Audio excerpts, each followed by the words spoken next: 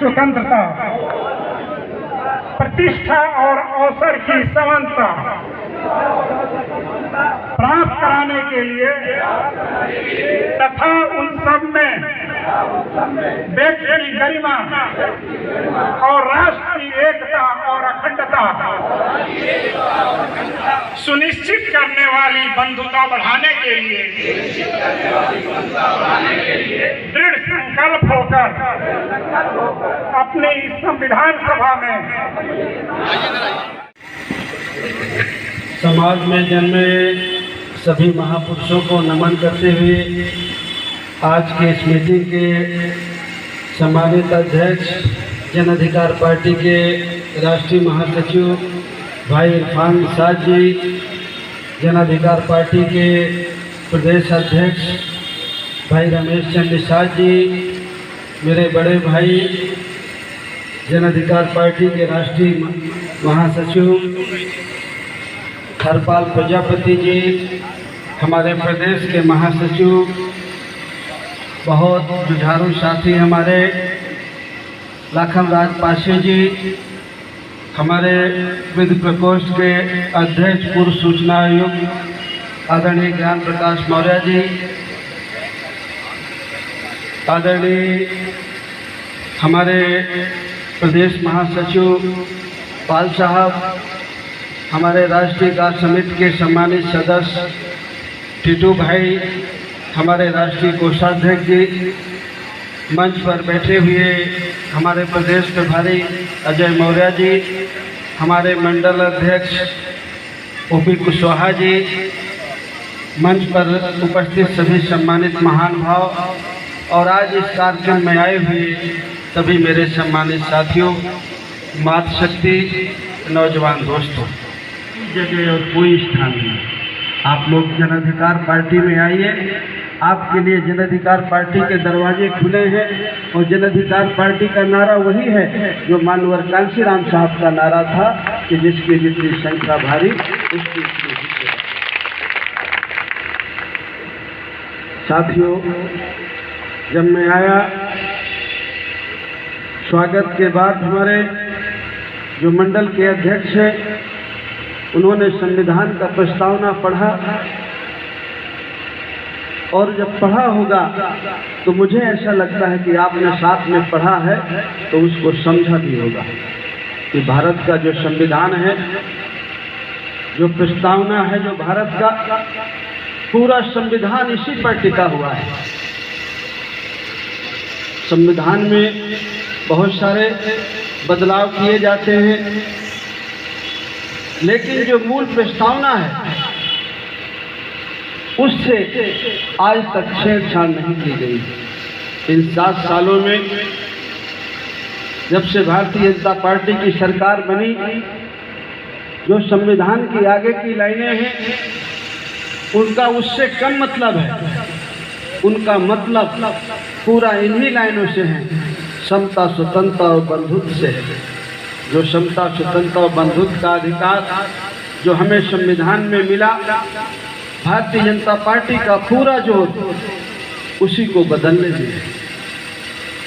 आज बड़े पैमाने पर जाति के आधार पर लोगों का उत्पीड़न होता है। जाति के आधार पर हम थाने में जाते हैं तो न्याय मिलता है। जाति के आधार पर पोस्टिंग होती है। जाति के आधार पर नौकरियों में सिलेक्शन होता है। बहुत सारी चीज़ें जब आज हम देखते हैं कि सब जगह जाति पूछ करके ही काम हो रहा है। सरकार को बनाने में तो इस देश के सबसे ज़्यादा योगदान तो पिछड़े का था, दलित का था, और उसने ये सोचा था कि हमारा विकास होगा, हम आगे बढ़ेंगे। आप जरा सोचिए कि हम पूरी मेहनत भी करते हैं, लगन से काम भी करते हैं, पूजा प्रतिष्ठा भी करते हैं, चारों धाम भी जाते हैं, सब जगह करते हैं। कौन सी ऐसी कमी रह जाती है कि हम गरीब के गरीब रह जाते हैं? हमारा बच्चा अच्छे स्कूल में दाखिला नहीं ले पाता है, उसकी पढ़ने की इच्छा है, हमारे पास फीस नहीं है, और बामुश्किल से अगर उसे पढ़ा पाते हैं तो पढ़ने के बाद हमारे बच्चे को रोजगार नहीं मिलता, नौकरी नहीं मिलती। काम तो हम सब करते हैं, जो हमें हमारे पुजारी जी बताते हैं या जो हमें तीर्थ व्रत करने की जो सलाह देते हैं, उसके हिसाब से कृतकांड तो हम पूरे करते हैं, कोई कमी नहीं रहती है। लेकिन फिर क्या कारण है कि हम पीछे रह जाते हैं? ये थोड़ा सोचने का विषय है, और सोचना जब आप शुरू करेंगे तो ही बात बनेगी। सोच प्रतिनिधि सम्मेलन जो उसका सार है वो ये है कि जो इस देश में पिछड़े लोग हैं, दलित लोग हैं, अक़लियत वर्ग हैं, वो आपस में बैठ करके भाईचारा बना करके और चुनाव में ऐसे प्रत्याशी का चयन करें जो उनकी समस्याओं के समाधान के बारे में सोचे। और कुछ जैसे कि बीजेपी सरकार का 4.5 साल पूरे होने वाले हैं, इसलिए आप क्या कहना चाहते हैं? देखिए, भारतीय जनता पार्टी की जो सरकार है वो हर मोर्चे में फेल रही है, चाहे वो लाइन आर्डर हो, चाहे वो विकास का मामला हो, चाहे वो हेल्थ का मामला हो, हर चीज़ में भारतीय जनता पार्टी का जो 4.5 साल का टर्नओवर रहा है वो बिल्कुल ख़राब रहा है और पूरी तरह से फेल रहा है। इसलिए हम लोग भागीदारी संकल्प मोर्चा बना करके, भागीदारी संकल्प मोर्चा में हमारे साथ श्रीमती कृष्णा पटेल जी हैं, बाबूराम पाल जी हैं, अनिल चौहान जी हैं, आदरणीय रामकरण कश्यप जी हैं, रामधनी बिंद जी हैं, ओम प्रकाश राजभर हैं, देवेंद्र लोधी जी हैं। ऐसे हम लोगों ने 10 लोगों ने, जो हमारे छोटी छोटी पार्टियां हैं, मिला करके हम लोगों ने भागीदारी संकल्प मोर्चा बनाया और भागीदारी संकल्प मोर्चा के तहत पूरी 403 सीटों में हम चुनाव लड़ेंगे, पूरी मजबूती के साथ लड़ेंगे और भारतीय जनता पार्टी को हम हराएंगे। सर, 2022 के चुनाव में सरकार को तो आप किसके साथ जाने का सोचा?